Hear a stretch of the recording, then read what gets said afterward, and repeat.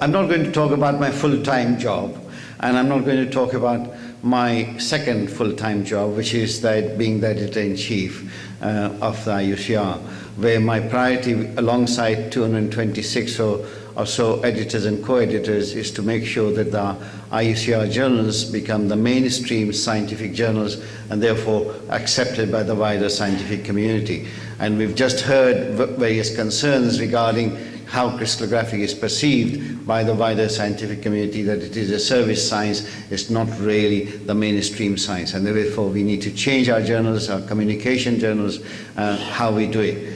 Now, as you see from the first slide, there are a number of important messages which probably are my bottom line messages, and I can probably say most of my talk through this slide. But as people like to see the slides, I've got some more slides to show you.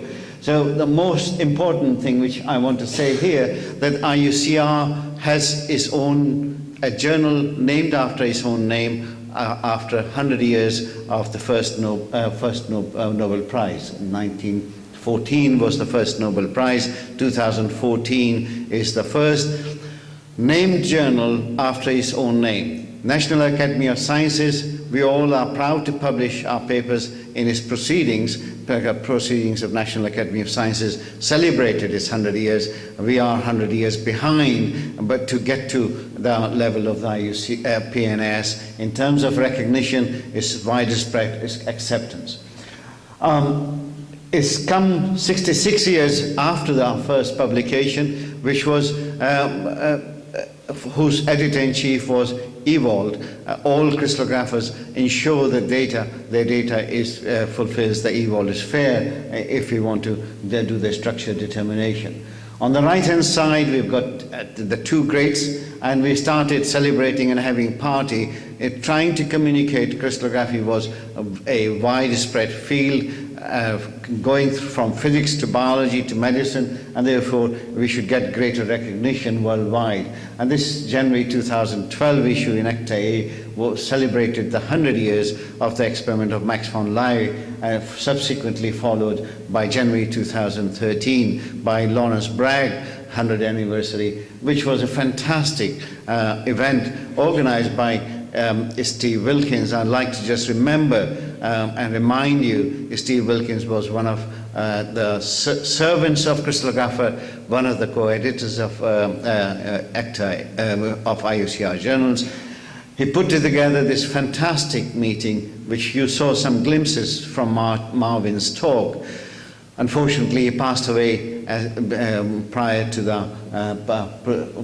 this publication. He put together the last few words for it, and he passed away giving a lecture in his institution. I'm open for suggestion, I'm open for discussions. I have put down 2 emails. So if you have any ideas which says that the IUCr journals, including IUCrJ, can achieve the PNS reputation, standing, recognition, then please come forward. Do not be shy to put your ideas forward. It is only the distillation of those ideas is what we will bring things forward. I think Marv has already shown you some of the facts, but this is just to repeat. There are 53 member countries, so we have a long way to go if we are to compare UNESCO or United Nations. IUCr was jointly run by UNESCO and IUCr, and if we are 53, doing very well, much better than many others, but it's a long way to go. We publish 9 successful journals now. In 2014, it's at the back of your program cover, and then Congress is held every 3 years. And the next 24th IUCr Congress and General Assembly is going to be in India in 2017. We're a member of IUCr, which is an important point. So the IUCr journals, which provide roughly 90% of the IUCr income, which is then used for good causes for crystallography all across the world, has been fairly hard work from many people who put their time in addition to the staff in Chester. The Chester staff if I was to compare with any of the other publishing houses, including a small publishing house, is very, very small. And it only works because that they are not only dedicated, but they are also very professional. But on top, what we have is a very large number of editors and a very large number of referees who give their time to make sure that the refereeing is helpful, fair and impartial, always trying to deliver the best of science. But I think what we need to do is to get more of the better science coming into our journals through the doors on a voluntary basis. If I look at and compare what was reported back in 1940s and early 50s, it's amazing to see that all of the forefathers of our field were trying to put their papers in here. This was our primary communication channel. That is no longer the case in all of the journals, whether I take chemical sciences, physical sciences, biological sciences, or any other aspects. The only place where we capture the best of the journals are the methods papers, and the other ones which we do very well is the synchrotron radiation science and technology. But synchrotron radiation science and technology, when it was put forward to IUCr, it was a bold step for IUCr to accept, because at that time the synergy between synchrotron radiation and crystallography was not that obvious. It is now. They are intrinsically linked. They determine each other's future, and they determine each other's specification. So crystallography drives the quality of synchrotron radiation we have. Synchrotron radiation provides the best of its facility to crystallography, and that is important. So given that IUCrJ is carrying the name of the union for the first time, it is not surprising that it is served by the best of the people, but also the leaders of the community. So we have here as main editors three past presidents now. At that time there was one current president and two past presidents, but now there are three past presidents. And if you look at the editorial board, that is what is represented all across the best of science. It also introduces me to many of these bold steps which the union took. When the ACTA-D was formed back in 1993, just a year before Journal of Synchrotron Radiation, it wasn't clear how big the growth will be in terms of both of those fields. We were more confident about ACTA-D, but also at the same time we knew the other competitions were coming, like structure. The structure captures on the whole a bit better papers than we have been able to do until recently. In the last 3 to 5 years, ACTA-D has been capturing fantastic amount of papers, and I think our impact factor is extremely good. And I think this is where we need to tell the community that it is not ACTA-D, it is a biological crystallography journal.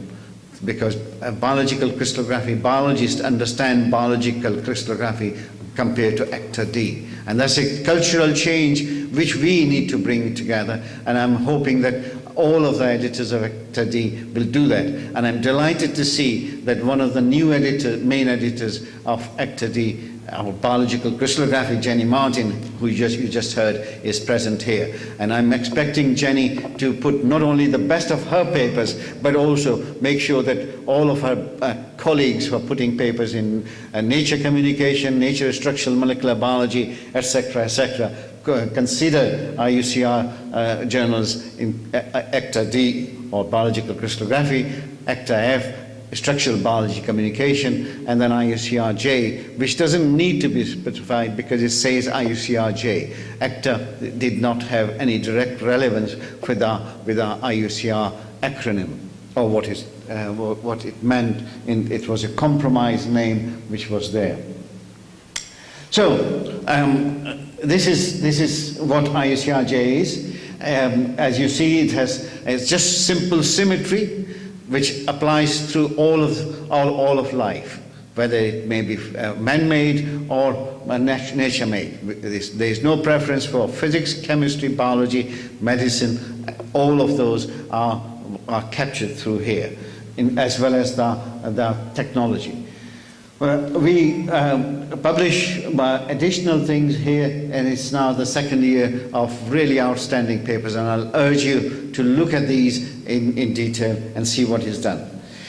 What you would have seen from the previous slide, or previous slides also, is that editors are bringing nations together. So these are some of the example papers in IUCrJ, and it's not only that we are asking others to put, but the leaders of the community are also putting some of their best science in here. And this is an opportunity which I'd like to mention the chair of our session, Claude Lacombe, who has been extremely active in putting some of his own best papers, but also acting as a co-editor for one of these issues, very, very prompt in handling, so that the authors are feeling comfortable in being treated fairly. And this is, you can see, is the whole range from neutron and synchrotron to materials, to FELs. I think some people have started calling IUCrJ as FEL journal, but that is not so. We are equally or uniformly distributed, roughly 20% being covered in each of those sections. So, but FEL didn't really have a natural home. This has become a natural home. So let me then link up the journals, in my view, have been the driving force for bringing nations together. IUCr have been a nucleus which has encouraged people to collaborate and come together at its congresses and General Assembly. We also have fantastic examples where many people have put together their own analysis approaches and programs and initiate a new program. Most biologists would, and most chemists, structural chemists would know of CCP program, collaborative computational programs, and this was founded by a physicist, and most people would not know the name, so I thought this is what I should do. So CCP4 brings all of these nations together. This is one particular program, CCP4. There are 14 of those, so it starts with CCP1 and goes all the way to CCP14. And this CCP4 was founded by originally by Phil Buck. All of CCPs were founded by him. He is a quantum chemist who decided when he received the Fellow of the Royal Society that he will put his program out to the wider community. And when he was second was established, then he moved it forward and talked to Tom Blundell when the first synchrotron radiation facility in the UK was being established, and considered that, Tom, wouldn't it be nice to do something for the structural biology because more data are coming? And Tom said, all my own programs will go into this and will initiate CCP4. And this is how CCP4 took place. Who talked to David Blow, and David Blow, who is no longer unfortunately with us, and there's a chair of Blow chair in Imperial College, had a PhD student and a postdoc who was fantastic in writing programs, and he was sent to Daresbury, which is where the best computers were, to put together programs for crystallography. He required a job because his job was finishing. David Blow and Tom Blundell put together a case with Phil Berg to initiate CCP4. Now CCP4 is synonymous with biological crystallography worldwide, and it brings nations together. We also published this in the Acta D, and has been publishing this since 1990, I think 1999. I think if my memory serves me right. So if you see on the front covers, these are some of the front covers from 1999 to 2009 is what has been happening. The other three players who've been really central to success of CCP4 has been Eleanor Dodson in the middle, Phil Evans on the right hand side from MRC LMB, and Michael Rossman. and they have attended every single CCP4 study we can themselves. So Phil Evans and Eleanor always, Michael Rossman used to come very frequently, doesn't come as often now as before. And it's run by Science and Technology Facility Council, and it takes place every year.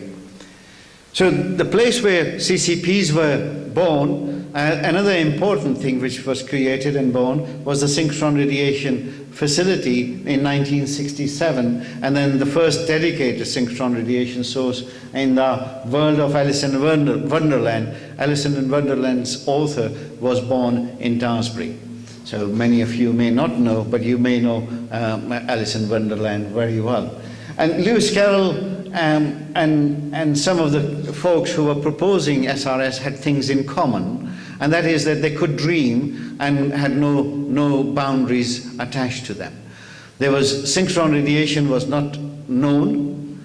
There were only about 10 people, including Mike Glazer, who is now our vice president for the International Union at the age of 70. He was a junior lecturer.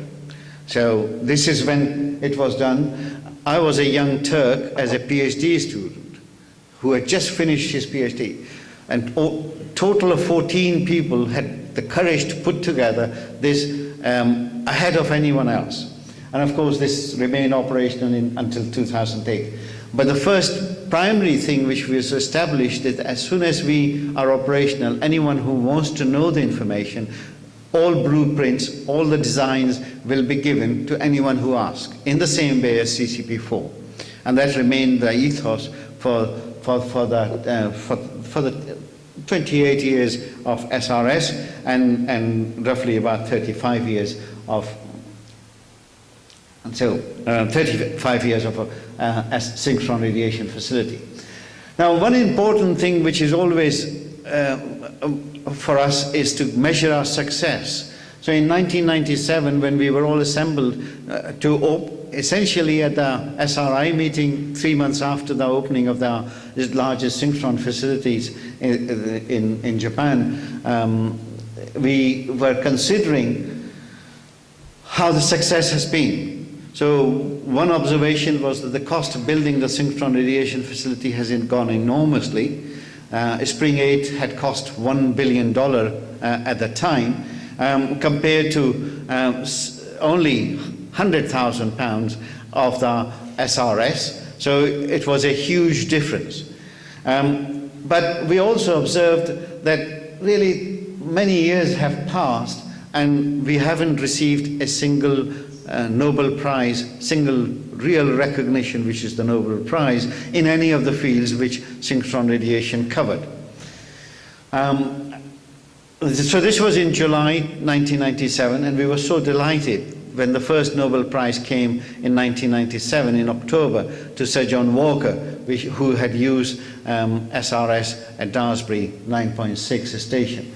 And then it's obviously been a fantastic line of Nobel Prizes. 1997 followed 6-year interval, 2003, another 3 years interval, then 2006, 2009, 2012, and now is 2015. So you can see the period now is 3 years, and our expectation is that there ought to be a Nobel Prize this year. The second thing I want to mention on this slide is that the X-ray lasers, which people start dreaming about it in the Alice in Wonderland style in 1997. At the same time as the Spring 8 was open, but at that point, one of the critical observations which was made that this is maybe too soon and it's going to be very expensive. Spring 8 is already very expensive. That's turned out not to be the case, and now we have the second X-ray free electron laser which was open in 2012, 100 years from the Lowe and Bragg's pioneering experiment and interpretation. So this is great news for all of the structural scientists around the world. As you can see, that this is where we were. If you look at the lower half of the photon density which many synchrotrons are providing. The best of them are here in the lower half. The spring 8 is the last one over there. And then X-ray lasers go orders and orders of magnitude more. So we have 1,000,000 times more brightness on those lasers. And this is fantastic achievement, and opens a new opportunity where we are not that far away when we can begin to do crystallography without crystals, structures without crystals. We will still call them crystallography because they're using the diffraction principle established by Bragg and others over the years. And this is where one of our inspiration to move all of the journals where appropriate to X-ray free electron laser community and its sciences. So IUCrJ obviously covers XFEL and free electron laser extensively. So this is Edgar Weckhardt, who is the Hazy Lab director and Petra 3 director, who has put together this for recent issue of IUCrJ. So in 100 years, we have traveled from sealed tubes on the left-hand side to X-ray laser and synchrotrons next to each other, co-located. The first co-location has taken place already in Japan, where Spring 8 and Sakura is there. And we can begin to see that we can do non-crystalline system and determine their diffraction structure. So I think we have a whole range of opportunities of using light, is what I call the synchrotron light sources. It is good that this year where we're standing is an International Year of Light. X-rays are part of the light spectrum. Therefore, we are still celebrating our International Year of Crystallography, and we are looking for legacy and how we do it. So these are some of the pioneers which we know about. I think this is something which you all should capture. Michael has put together this beautiful slide which I've slightly modified, but I think you should all adapt it for your purposes and promote to your communities in the widest sense. Any biologist seeing this cannot deny crystallography is not important, cannot deny crystallography or biological crystallography is a mainstream science. I think it is clear to me, and I hope it is clear to you, that crystallography and synchrotron light have brought global community of structural scientists from physics, chemistry, and biology background, creating, I think we have been the founder of creating many cross-disciplinary fields, removing the traditional boundaries of the teaching discipline which had existed in the 1940s. So I think we have come a long, long way, and I think we need to continue to work on that in many parts of the world. The widespread use of these is a testimony of the success of bringing nations together, pushing the scientific frontiers, as well as overcoming the geopolitical limits. So I don't know of any synchrotron where there's only one single nation which is working together. Europe has many, many national sources. Each of them have many, many international users. IUCr, all of his regional associates are all international in their character and their spirit. And I think they need to bring together. And this then brings me to a classic and one of the wonderful examples of bringing nations together. And that's a dream project called Sesame. So I became involved in this project at the same time as we were pontificating at the Spring 8, why have we not won a Nobel Prize, in 1997. So it's been a long journey, but at that time it looked even more Alice in Wonderland than SRS or anything else which we thought of. And what is amazing is this is a project where the founding members are Israel and Iran. United States of America is beginning to talk to Iran now. Israel was already talking in 1997 as the founding member for this particular project. So you can see how the politics has changed, and I hope that us scientists will give this project the fullest support. I think we'll hear more about it from Giorgio Paolucci. I'm delighted that the science director of Sesame himself is here. Sesame was a key driver alongside Morocco and Africa for the acceptance of the International Year of Crystallography as by the United Nations General Assembly. This bridge is one of the main purpose, of course, to produce the best science. Who doesn't want to produce the best science? This Synchron Center will not be an exception for not producing the best science. But it's another important thing which others may not have, is that it builds bridges between diverse societies and contribute to a culture of peace through international cooperation in science. So, an example of that is here at IUCr in 2009, shaking hand with a young prospective PhD student who had spent a bit of time with me in Liverpool, had gone back to Iran, come as a user, potential user for Sesame, shaking hands with at IUCr. That inspired her so much that instead of remaining in Iran, she decided to apply for PhD programs and then secured a PhD in Denmark. She finished her PhD last December. So this is an example of what is there. And this is where Ada Yonath, writing to, at that time, the Secretary of State for Foreign Office in the UK, David Miliband, saying how important the Sesame project was, he should be doing more. I wish he had stayed more for long, he could have done more. This is where the opening ceremony took place. And let me just then bring a simple quote from somebody who I met a long time ago, when he said to me, Samar, you focus on science, everything else will happen. And it was a very sound advice. But he said to everyone, scientific thought is the common heritage of all mankind. And that should be the driving force for bringing nations together.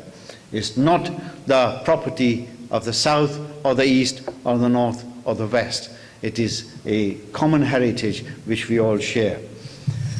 David Miliband, you saw the introduction from Ada Yonath writing the email. David Miliband was asked to deliver a specialist speech on the 350th anniversary of the Royal Society.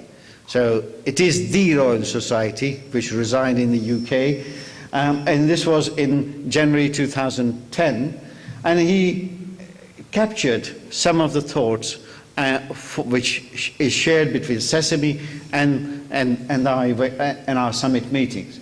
And he said essentially is that politicians and diplomats have a lot to learn from science. Science and diplomacy is intrinsically linked, and science builds bridges much more successfully at times than many of the diplomats who could do. And I picked up the example of Sesame here, and this paragraph is there. And it's on the Royal Society website, it's on the Foreign Office website, so if you want to read this in more detail, then please, you're welcome to do so. So this was one of the reasons for UNESCO and us to create the summit meetings, and this is really the slogan which Mikhail aptly captured, is that it brings nations together. You've already heard about the 3 summit meetings. I'm not going to repeat some of those, but to just show you quickly some of the slides. I think all of this is available on the so this is Marvin. So again, this is interesting and excellent. If you look at it, the Karachi meeting, the president of IUCr was Gautam Desi Raju, who participated in 2 capacities, one as the president and the second as the leader of the Indian delegation. Brazilian, Latin American summit was then, we had a changeover of the presidency, and it was smooth, and Marvin was present. And with alongside people signing, so the template the procedures, the thinking was shared throughout the process between the sitting and outgoing and incoming executive smoothly. And again, it's all very simple as what is being said: increase collaboration, increase our resources. I'm on time. So this is the view of Karachi. Again, funding needs to be secured. They've already secured funding, those countries, and which IUCr is going to match. So let me then finish off with a couple of slides. And the IUCr has had 66 years, 22 IUCr presidents, not from one country, from 11 countries, not from G7, from really representative cross-section of the world, not from the Soviet bloc or American bloc or UK bloc or the Spanish bloc or the Portuguese bloc. All very, very international. And to have in there a couple of Nobel Prize winners is again fantastic. It just shows the leaders are prepared to put their own time. So Lawrence Bragg demonstrated by himself doing that. Dorothy Hodgkin did that. So this is what we are. This is our heritage. This is the legacy which we need to make sure we take forward. So let me then finish with the quote from Abdul Salam, who said in 1990, this is the year I was proposing to establish, or in fact I had proposed to establish Journal of Synchrotron Radiation under the auspices of IUCr. To the executive in Pittsburgh is when I made the formal presentation. And it says, science and technology are cyclical. They are a shared heritage of all mankind. East and West, North and South have all equally participated in their creation in the past, as we hope that they will in the future. The joint endeavor in sciences becoming one of the unifying forces among diverse people of this globe. I hope IUCr will be remembered for bringing nations together, creating opportunities for younger generation from all parts of the world to pursue the best of crystallography, independent of their location, religion, or race, or anything else you can think of. With that, I'd like to thank you for your attention, and thank you very much.